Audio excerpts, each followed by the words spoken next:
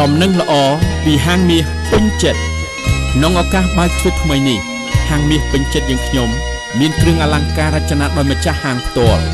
សូមជម្រាបថាហាងមាសពេញចិត្តបានសម្រិតសម្រាំងម៉ូដថ្មីរាប់ពាន់មុខទុកជូនលោកអ្នកនាងកញ្ញាជ្រើសរើសដូចជាក្រវិលពេជ្រខ្សែកខ្សែដៃចិញ្ចៀនបន្តោងពេជ្របន្តោងគុជនិងគ្រឿងអលង្ការជាច្រើនទៀតដោយខ្ញុំបាទរៀបរាប់ពុំអស់ដូច្នេះបើអស់